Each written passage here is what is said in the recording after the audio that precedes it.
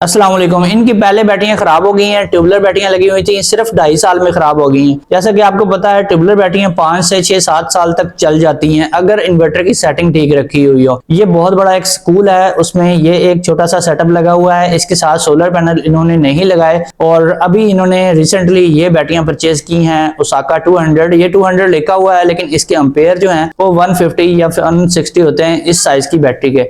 और ये सिस्टम बगैर सोलर के चल रहा है और बैटरियां खराब होने की मेन जो रीजन है वो ये है कि इन्वर्टर की इन्होंने सेटिंग नहीं करवाई। इन्होंने सिस्टम भी किसी अनाड़ी से फिट करवाया है और आप देख सकते हैं कि फिटिंग किस टाइप की हुई पड़ी है। और यहाँ पर जो स्क्रीन पर सबसे पहले आपको देखना चाहिए कि कौन से पैरामीटर्स आपको नजर आ रहे हैं। 28 वोल्ट पे बैटरी है और बैटरी के जो चार्जिंग है इस टाइम 20 एम्पेयर से चार्ज हो रही है और वापडा यूज हो रही है 227 वोल्टेज है वापडा के। अभी मैं सेटिंग आपको चेक करवा देता हूं, आपको दिखाता हूं कि कहां पे मिस्टेक हुई है। अभी जो सेटिंग में पहले आप जाना है तो आपने एंटर की को 3 सेकंड तक होल्ड करके रखना है। 00 आएगा, फिर आपने नेक्स्ट के लिए डाउन वाला बटन दबाना है। तो यूईआई का मतलब है कि ये वापडा को ही यूज करेगा, सोलर को यूज नहीं करेगा। फर्स्ट प्रायोरिटी इसकी वापडा यानी कि यूटिलिटी लगी हुई है। जब तक वापडा चलती रहेगी वापडा को ही यूज करता रहेगा, जब वापडा बंद होगी तब ये सोलर को यूज करेगा। अभी इन्होंने सिस्टम जो है वापडा पे ही रखा हुआ है, सोलर नहीं लगा, तो फिर इस लिहाज से सेटिंग ठीक है। नहीं तो कई जगहों पे मैंने ये भी देखा है कि सोलर लगा भी होता है फिर भी नंबर 1 पे यूईआई रखते हैं, उनको एसओएल या एसबीयू रखना चाहिए। नंबर 2 पे 70 एम्पेयर रखे हुए हैं। एक बैटरी लोग सोचते हैं कि 30-35 एम्पेयर चाहिए, दो को हम 70 एम्पेयर रख देते हैं, लेकिन जब भी 70 एम्पेयर रखेंगे बैटरियां डेड हो जाएंगी। ट्यूबलर बैटरियां भी डेड हो गई हैं, हालांकि इतनी ज्यादा अच्छी और पावरफुल बैटरी होती है ट्यूबलर बैटरी, इतनी जल्दी खराब होती नहीं है। तो जब इतनी हाई चार्जिंग रखेंगे तो बैटरीज आपकी जल्दी तब्दील करनी पड़ सकती हैं आपको। तो आपने इन बैटरियों के लिए जो अभी लगी हुई हैं 20 एम्पेयर से ज्यादा करंट नहीं रखना। यहाँ पे मैं सेटिंग चेंज नहीं कर रहा।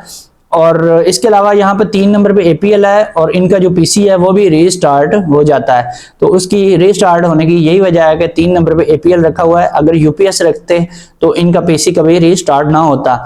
तो ये सेटिंग मैं इसलिए चेंज नहीं कर रहा क्योंकि यहाँ पर इन्होंने बोला है कि अभी हमारा सिस्टम बहुत बेहतरीन चल रहा है। पहले सही नहीं चल रहा था, पहले एक बंदा आया था उसने पता नहीं क्या कर दिया तो ये हो गया वो हो गया। हालांकि इनकी जो सेटिंग है वो ओवर चार्जिंग वाली है, इनकी बैटरीज ओवर चार्ज हो रही हैं, ओवर ग्रेविटी पे जा चुकी हैं, लेकिन इनका बैकअप जो है इनको डबल मिल रहा है, बैकअप बहुत ज्यादा मिलता है। ये बताते हैं जी इनका पीसी और पंखा और कुछ लाइट्स वगैरह चलती हैं इस पे और ये कई घंटे तक 10-12 घंटे तक इनको बैकअप मिलता है। और इसके अलावा भी अगर लोड डालें तो इनका सिस्टम कभी बंद नहीं हुआ।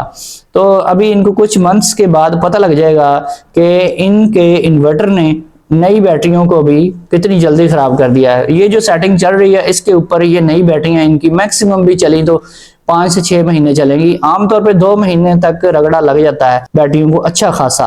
तो 3 पे एपीएल ही रहने देता हूं। अगर यूपीएस करवा लेते तो इनका पीसी रीस्टार्ट ना होता, इनका डाटा जाया ना होता। नंबर 5 पे है यूएसई। ये बैटरी टाइप है, कस्टम डिफाइन की हुई है। और 6 और 7 पे है ईएफडी। तो यहां से आप आगे जाएंगे तो 9 पे आता है फ्रीक्वेंसी, ये 50 साइकिल है, 50 HZ भी साथ लिखा होता है।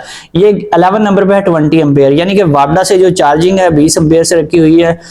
ये बिल्कुल ठीक है और इसकी वजह से इनकी बैटरी खराब नहीं हुई क्योंकि जो फर्स्ट पे आता है 2 नंबर पे वहां पे सोलर से चार्जिंग एम्पेयर्स होते हैं। अभी 13 नंबर पे 28.5 रखा हुआ है और ये है जी इनकी सेटिंग तब काम करती है 12 नंबर और 13 नंबर की जब नंबर 1 पे आपने एसबीयू रखा हो, अदरवाइज ये काम नहीं करती। 16 पे है एसएनयू, यानी सोलर एंड यूटिलिटी दोनों मिलकर बैटरी को चार्ज करवाएं, लेकिन सोलर नहीं लगा तो फिर ये सेटिंग भी इनकी ठीक ही समझें।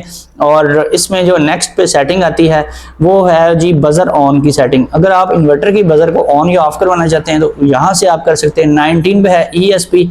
अगर आप चाहते हैं कि थोड़ी देर बाद स्क्रीन चेंज ना हो, एक ही सेम स्क्रीन पे रहे, तो इसको आप चेंज करवा सकते हैं।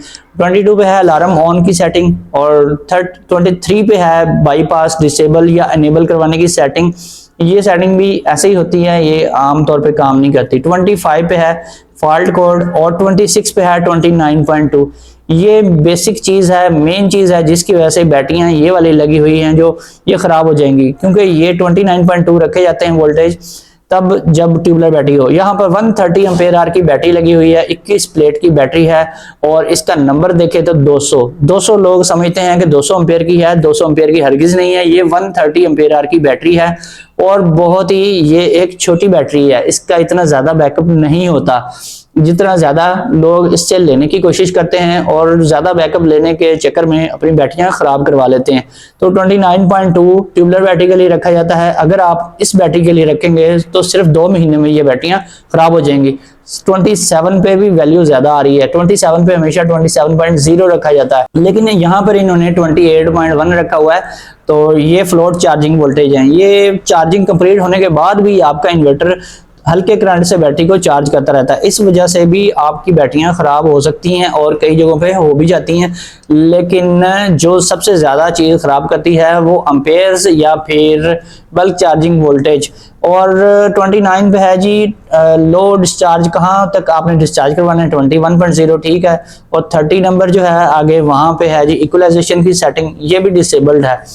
तो EDS पे डिसेबल होती है, EN कर लें तो इनेबल होती है और इनेबल करने के बाद भी हमें इक्वलाइजेशन के वोल्टेज सेट करने पड़ते हैं 31 पे 29.2 रखेंगे तो इक्वलाइजेशन काम सही तरीके से नहीं करेगी, इसके वोल्टेज भी आपको ज्यादा रखने पड़ते हैं। 33 और 34 पे है इक्वलाइजेशन का टाइम, मिनिमम टाइम और मैक्सिमम टाइम, तो ये मिनट्स में टाइम होता है, यहाँ से इसको चेंज कर सकते हैं। 35 पे है जी डेज, कितने दिनों के बाद ऑटोमेटिक स्टार्ट हो। 36 पे है कि आपने इमीडिएटली स्टार्ट करवानी है या फिर आप इसको नॉर्मली स्टार्ट करवाना चाहते हैं।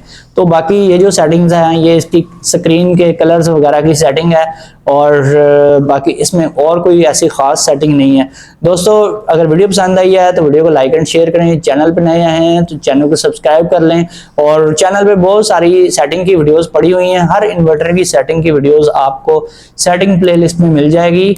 और फिर मिलेंगे नेक्स्ट वीडियो में। ओके, अल्लाह हाफिज।